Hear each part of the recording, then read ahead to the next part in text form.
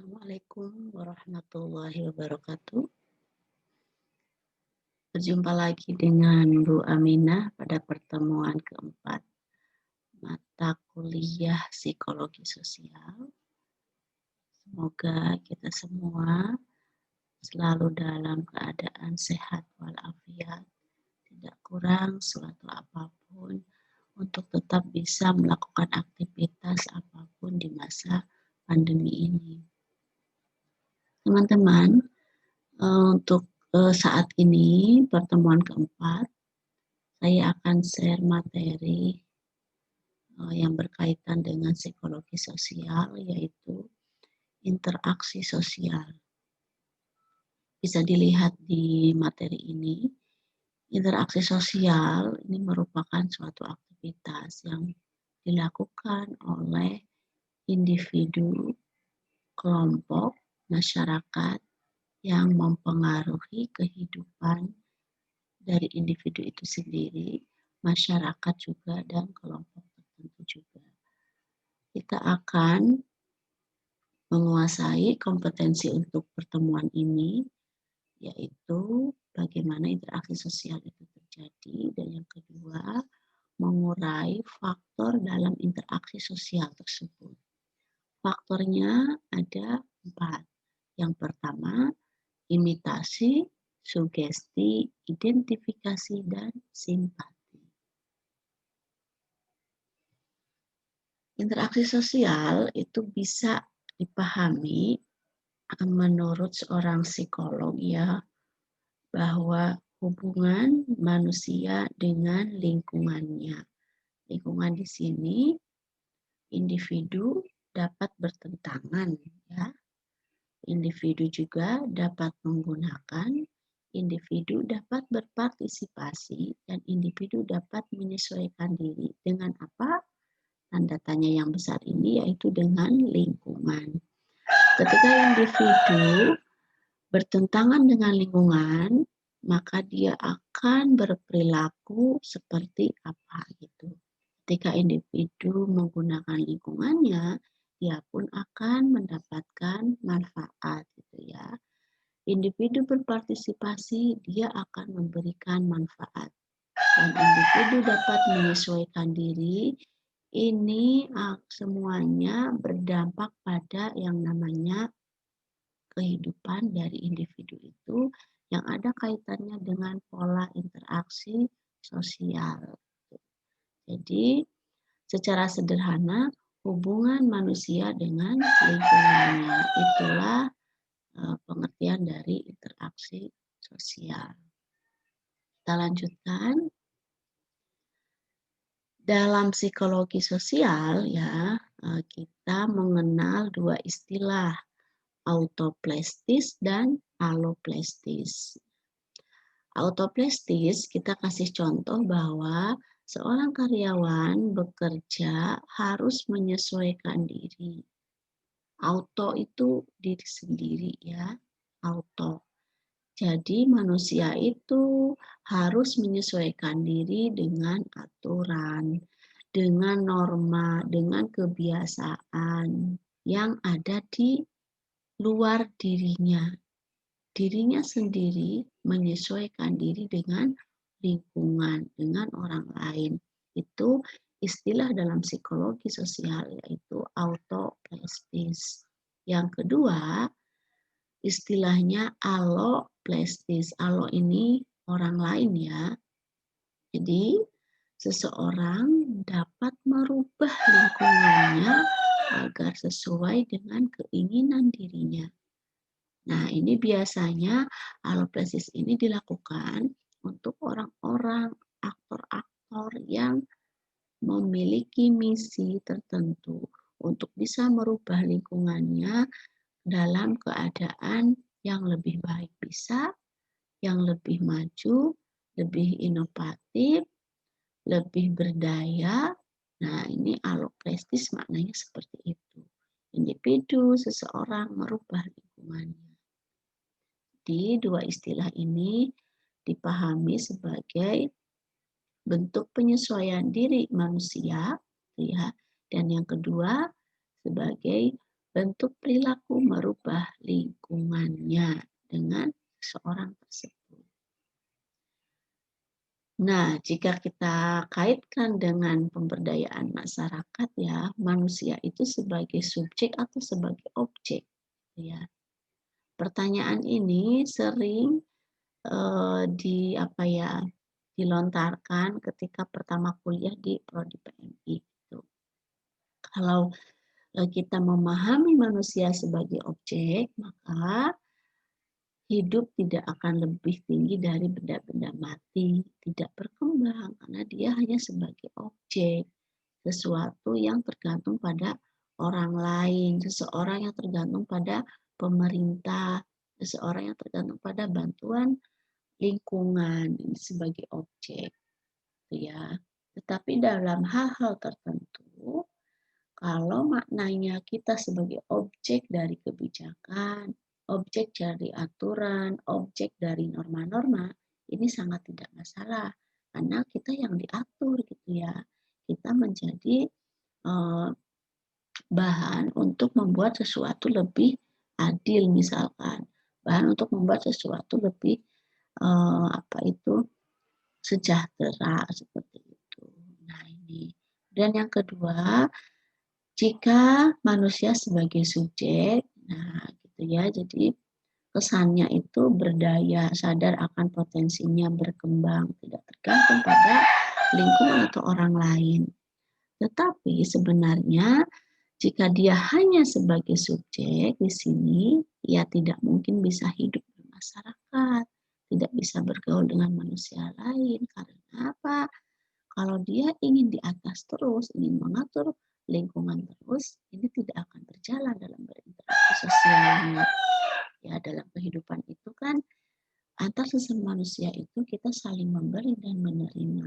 Jadi pertanyaannya kembali ke atas, manusia apakah sebagai subjek atau di sini objek ya? Kedua-duanya harus seimbang itu dalam berinteraksi sosial. Jelas ya bahwa manusia tidak bisa dipisahkan dari lingkungan, dari aturan, dari norma, dari budaya, dan manusia pun tidak bisa hidup misalkan dengan tergantung terus sama orang lain. Makanya dia harus memposisikan dirinya baik sebagai objek maupun sebagai subjek. Tidak boleh berdiri sendiri seperti itu. Kita lanjutkan, ini konsep ini mungkin sudah terkenal ya bahwa sebagai makhluk hidup, ya kita ini punya dorongan untuk saling membutuhkan, dorongan untuk belajar, dorongan untuk berinteraksi sosial, ya itu dari jiwa manusia bahwa dari dorongan-dorongan ini sebagai apa ya kelaziman atau sesuatu yang harus ada dalam diri manusia, walaupun kita tetap dicampuri oleh yang namanya stigma gitu ya atau scam, persepsi terhadap orang lain, persepsi terhadap penampilan orang lain, reaksi atas penilaian itu, sehingga dorongan-dorongan ini akan menciptakan perilaku interaksi sosial yang berbeda. Sehingga kalau pertanyaannya apa sih interaksi sosial itu ya? Interaksi sosial itu hubungan dua individu atau lebih seperti itu. Di mana perilaku individu yang satu bisa mempengaruhi, bisa mengubah atau memperbaiki perilaku individu yang lain atau sebaliknya. Jadi mempengaruhi, mengubah perilaku dirinya atau kebalikan, mengubah, memperbaiki, mempengaruhi perilaku individu yang lain di luar dirinya, dua orang atau lebih. Ya, ini menurut tokoh ya, benar ya di sini. Kemudian yang kedua, setelah kita memahami interaksi, bagaimana manusia itu sebagai makhluk sosial harus seimbang, bisa memberi dan menerima, tidak pada satu titik sebagai subjek saja, tidak sebagai alopresti saja, tetapi dia juga memposisikan dalam bahasa psikologi itu sebagai auto hipostastis maupun alostastis sebagai objek maupun sebagai subjek. Yang kedua, kita lihat ke sini, ada 4 faktor yang mendasari adanya interaksi sosial. Ya, yang pertama imitasi. Seseorang itu berinteraksi dengan lingkungannya karena ada imitasi. Apa itu imitasi? Kita sudah tidak asing ya, imitasi itu meniru gitu. Meniru sikap, penampilan, gaya hidup. Ya. Atau yang kedua, imitasi ini sikap menerima, sikap mengagumi. Kalau meniru yang pertama itu ada kesalahan gitu ya. Kadang kita memiliki perilaku meniru dan ini menyebabkan satu kesalahan yang kolektif gitu. Tanpa adanya daya kritik dan ini menghambat kebiasaan berpikir kritis. Nah, meniru sikap, gaya, atau penampilan ini bisa salah ya karena kita tidak memiliki daya kritis. Jadi asal meniru saja gitu karena misalkan sedang tren gitu ya dari penampilan tertentu kita karena mengikuti saja ada kolektivitas yang mengikutinya sehingga individu yang meniru tersebut bisa masuk dalam kategori kesalahan kolektif jika yang ditirunya itu memang satu kelompok yang dalam tanda kutip itu salah gitu ya. Jadi tanpa kritik ini ikut saja. Yang kedua, sikap menerima, mengagumi, misalkan teman-teman itu kagum dengan seseorang dengan cara memberi salamnya gitu, cara berterima kasih, cara dia bersilaturahmi, ini kita kagum dan kita akan ada meniru di sini ya, mengagumi gitu. Nah, di sini biasanya secara sadar dia mendalami atau mempelajari. Oh, mengagumi. Kalau mengagumi kan berarti ada yang dianalisis dulu dari interaksi dia itu. Ini imitasi. Contoh imitasi teman-teman mungkin sudah melakukannya atau sudah secara tidak sadar ya melakukan proses interaksi sosial dengan yang namanya imitasi ini. Imitasi ini mungkin teman-teman bisa memberi contoh, misalkan meniru sikap guru gitu ya, sikap guru, cara penampilan guru atau kalaupun yang tadi kategori kesalahan kolektif misalkan meniru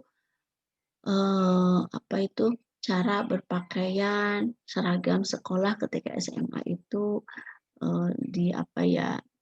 memakai gaya-gaya tertentu gitu. Padahal itu di luar peraturan atau kebiasaan yang diwajibkan oleh sekolah gitu. Nah, ini bisa dilakukan oleh teman-teman itu karena apa? Karena imitasi ini ternyata hal dasar yang ada pada faktor dari interaksi sosial.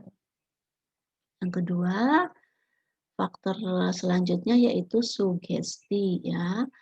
Kalau lihat dari pengertian, sugesti itu pengaruh psikis dari diri sendiri atau orang lain, diterima tanpa ada daya kritik sugesti. Ini lebih ke psikis gitu ya, pengaruh psikis ke pikiran ini lebih tinggi dari imitasi. Imitasi tadi ikut saja gitu ya, ikut, nggak ada daya kritik. Kalau ini pikirannya, psikisnya ini menerima sesuatu tanpa ada daya kritik. Nah, autosugesti dan heterosugesti. Ranah psikologi sosial yaitu heterosugesti. Individu menerima cara pedoman, norma, dan lain sebagainya dari pihak luar itu. Yang ini ya, yang hetero. Kita lihat kondisi mudahnya menerima sugesti. Seseorang itu yang pertama ketika pikirannya terlambat atau terhambat ya, sedang lelah kuliah atau lelah karena rapat. Kemudian seseorang itu tentunya saat rapat itu akan diam saja karena sudah lelah. Akhirnya dia hanya misalkan, "Oke, saya setuju. Oke, saya satu pendapat." Tidak ada pendapat lain, dia jawab, "Tidak ada, sudah cukup." Nah, karena pikiran yang terhambat ini menyebabkan dalam interaksi itu dia akan mudah sekali menerima sugesti dari lingkungan di luar dirinya, ya. Yang kedua, pikiran yang terpecah-pecah. Kondisi mudahnya menerima sugesti ketika disosiasi, ya. Disosiasi ini seseorang itu keadaan bingung gitu, ingin mencari solusi yang instan, solusi yang cepat, saking bingungnya gitu. Bisa kasih contoh ini misalkan dalam pendampingan kasus pemberdayaan masyarakat di lingkungan pasar ya, ada beberapa temuan ya dulu Prodi PMI mendampingi praktikum di Pustek UGM dengan mendampingi pedagang-pedagang yang ada di sekolah pasar Keranggan. Ada beberapa temuan bahwa pedagang pasar ada beberapa yang mengambil perilaku atau berinteraksi dengan rentenir. Karena apa? Karena ingin mendapatkan solusi yang cepat. Misalkan satu pedagang sedang menguliahin anaknya, bayar SPP tinggal 1 kali 24 jam gitu ya, tinggal 1 hari lagi, sementara dia tidak mungkin mendapatkan uang untuk bayar itu. Akhirnya karena pikiran terpecah-pecah, bingung, gak ada solusi lagi, akhirnya dia berinteraksi dengan rentenir dan mendapatkan sugesti yang sangat mudah. Sudahlah, ambil saja dari rentenir. Nah, perilaku keputusan mengambil hutang atau dari rentenir itu karena dia mudah tersugesti dalam keadaan yang bingung, yang terpecah-pecah. Yang ketiga, kondisi mudahnya menerima sugesti adanya otoritas atau minoritas ya. Jadi dalam masyarakat itu ada minoritas masyarakat tertentu, tetapi dia memiliki otoritas yang kuat. Ini akan mudah mensugesti orang lain, atau kita akan mudah tersugesti misalnya perawat dengan dokter, ya. Kita akan mudah tersugesti oleh yang minoritas. Dokter walaupun hanya satu, perawat walaupun ada puluhan atau ratusan, tetapi pikiran kita ini akan tetap mudah atau percaya itu ya pada yang namanya dokter, walaupun dia hanya satu orang, tapi punya otoritas. Kiai dan santri, sama ya, santri ribuan, kiainya hanya ada satu atau dua. Yang otoritas mana antara kiai dengan santri? Yang punya otoritas tentunya kiai. Maka kita akan lebih mudah tersugesti oleh yang minoritas ini yang namanya kiai. Yang keempat, kondisi mudah menerima sugesti yaitu berbeda dengan yang ketiga ya, ini kebalikannya. Kalau yang keempat ini adanya mayoritas. Dibuktikan oleh satu eksperimen psikologi yang namanya Asch ya. Di sini kita lihat eksperimen Asch 1952 bahwa mayoritas itu mudah mensugesti individu. Contohnya di sini ada 3 variabel ya. Variabel pertama jumlah mayoritas, variabel kedua jumlah minoritas, dan variabel ketiga taraf kesukaran tugas. Perintahnya menilai dan membandingkan panjang garis keadaan setengah gelap, keadaan ruangan ini.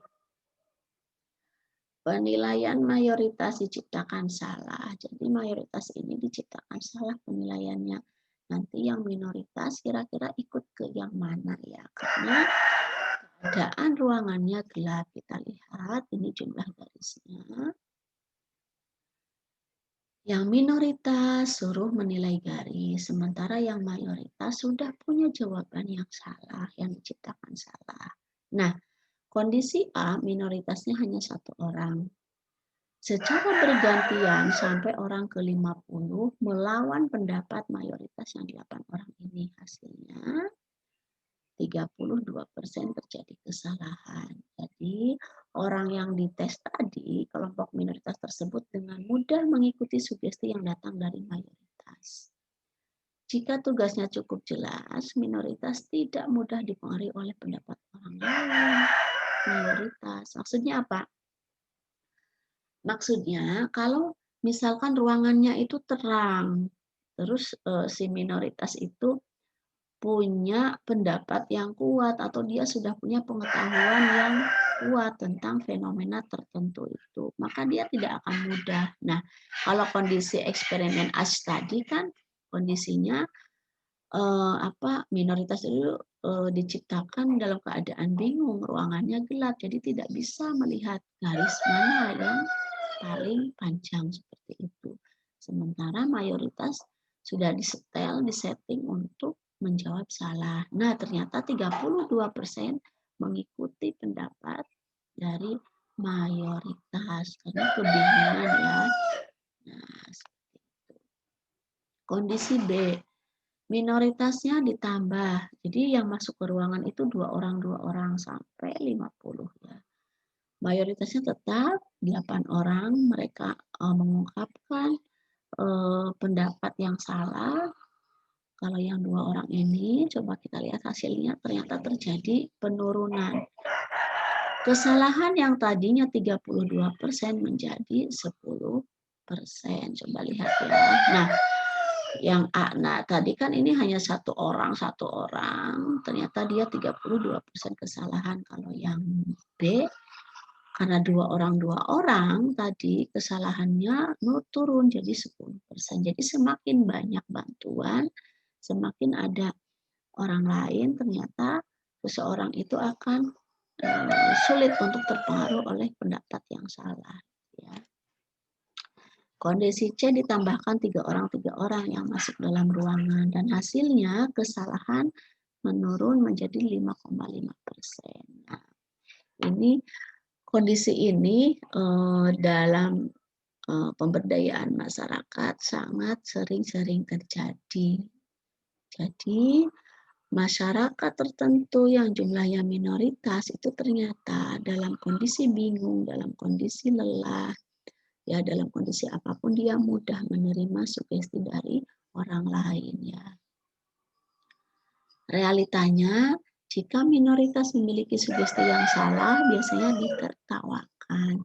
Jika mayoritas yang sugestinya salah itu diikuti. Ini realita dari eksperimen ATSH ya, bahwa orang akan mudah tersugesti itu karena adanya mayoritas seperti itu. Nah, apa sih bedanya imitasi dan sugesti? Kalau imitasi, orang yang satu mengikuti sesuatu di luar dirinya. Kalau sugesti, seseorang memberikan pandangan atau sikap dirinya. Lebih ke psikis sugesti ini. Memberikan pandangan sikap dirinya agar diterima oleh orang yang ada di luar dirinya. Yang ketiga, ya.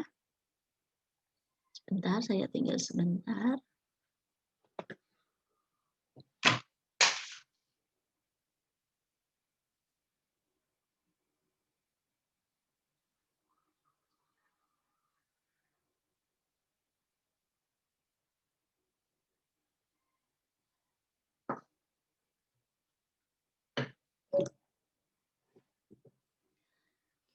Saya lanjutkan teman-teman, yang ketiga faktor gitu ya yang mempengaruhi interaksi sosial itu kalau ada identifikasi. Jadi yang pertama imitasi, kedua sugesti, yang ketiga ini identifikasi.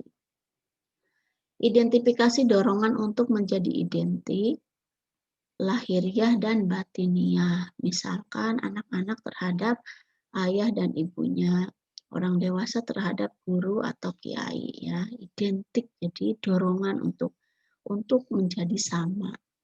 Prosesnya berlangsung secara tidak sadar, kemudian irasional, sedikit perhitungan, berguna melengkapi norma-norma pedoman tingkah laku orang yang mengidentifikasi. Jadi gunanya ini lebih dalam ya dalam interaksi sosial. Dia ada dorongan untuk mencontoh, tapi lebih ke norma-normanya, pedoman tingkah lakunya gitu. Jadi baik lahiriah maupun batiniah. Nah, kalau dibandingkan dengan imitasi, imitasi itu berlangsung antara orang-orang yang saling tidak dikenal. Imitasi ya, yang pertama tadi, saya mengimitasi misalkan model-model iklan gitu ya, atau teman-teman mengimitasi sesuatu yang ada di Instagram, baik apa ya, kulineran ataupun wisata, ataupun orang lain yang sangat tidak dikenal, artis misalkan. Nah, itu tidak dikenal imitasi. Kalau identifikasi perlu dimulai lebih teliti kenal gitu ya. Jadi ada hubungan sosialnya lebih mendalam.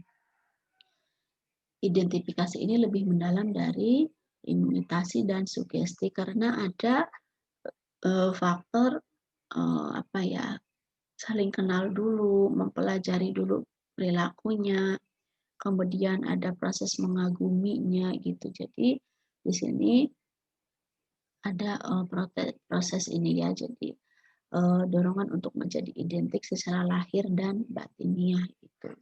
Ada kesadaran gitu, kesadaran dalam dirinya. Dia akan mudah mengidentifikasi seseorang yang tentunya dia teliti dulu, dia kenal dulu gitu. Jadi ada hubungan sosial yang lebih lama di sini. Nah, yang terakhir, faktor yang mempengaruhi interaksi sosial dalam ilmu psikologi sosial yaitu adanya simpati, imitasi, sugesti, identifikasi, dan simpati. Simpati itu merasa tertarik terhadap pihak lain, ingin mengerti dan bekerja sama dengan orang lain. Ini lebih tinggi dari ketiga hal tadi. Kalau imitasi meniru orang yang tidak dikenal, sugesti itu karena memberikan pikiran, sikap karena kondisi lelah. Kalau identifikasi ingin identik dengan orang lain, dia kenal dulu, tapi ini hanya satu pihak. Jadi hanya individu tertentu yang mengagumi ayahnya, kiainya, gitu ya, gurunya. Itu ada pola-pola hubungan sosial di dalamnya yang lebih dalam, yang lebih teliti. Gitu. Kalau simpati ini lebih tinggi. Jadi ingin mengerti orang lain dan ingin bekerja sama dengan orang lain. Ada konsep pemberdayaan masyarakatnya. Jadi tidak hanya meniru, tidak hanya berinteraksi, tapi dia ada sesuatu apa ya, hubungan saling pengertian dua arah, dua arah. Jadi terdapat saling pengertian di sini dan sifatnya dua arah, simpati di sini.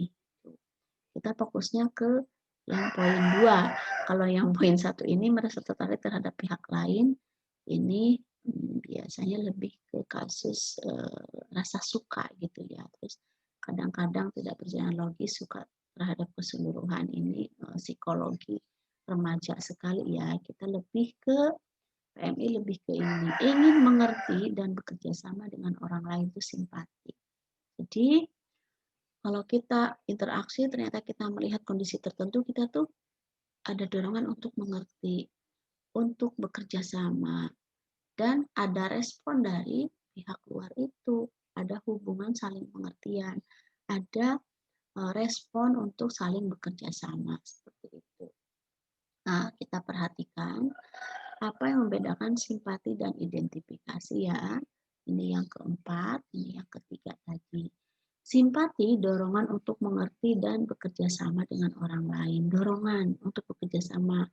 Kalau identifikasi, dorongan utamanya ingin mengikuti jejaknya saja. Ingin mencontoh saja ya dari orang yang dianggap ideal. Kalau simpati yang kedua, menghendaki hubungan kerjasama dua orang atau lebih yang setaraf. Ada keinginan bekerja sama, ada timbal balik dari dua orang atau lebih. Kalau identifikasi hanya menghendaki bahwa yang satu ingin menjadi seperti yang lain. dalam sifat-sifatnya yang dikagumi. Jadi hanya satu orang yang menginginkan.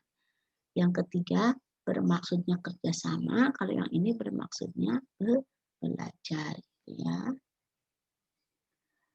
Oke, sedangkan terima kasih. Yang ini tidak akan saya jelaskan, ini lebih pada perasaan kita ketika kita melihat orang lain dalam beberapa kasus ini ya yang saya tayangkan. Baik teman-teman, untuk materi hari ini cukup sampai di sini. Jadi kita belajar tentang interaksi sosial, ada eksperimen Arch, ada kondisi mudahnya menerima sugesti. Jadi kita dalam berinteraksi dengan orang lain ya, kita bukan saja untuk mempelajari psikologis diri kita sendiri, tetapi psikologi dari masyarakat, bahwa masyarakat tertentu ketika mereka melakukan perilaku misalkan yang kurang etis atau kurang berkenan, itu belum tentu mereka keinginannya sendiri, tetapi mereka bisa saja karena kondisi lelah, mudahnya tersugesti oleh mayoritas, terhimpitnya kehidupan seseorang itu, sehingga dia mudah menerima jalan keluar yang instan seperti itu. Jadi kita harus pintar-pintar, pandai-pandai mengolah, menyimpulkan perilaku interaksi sosial yang ada di lingkungan masyarakat kita, karena ternyata ada faktor-faktor psikologis yang mempengaruhinya.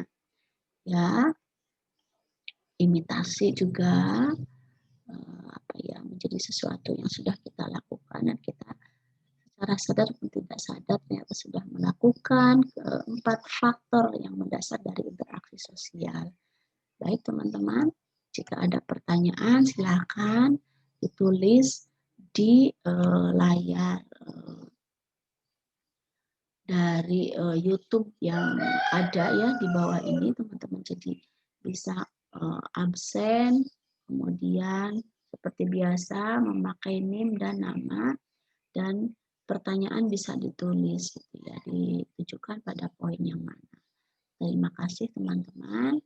Sekali lagi, semoga selalu dalam keadaan sehat walafiat dan terus belajar dengan penuh semangat.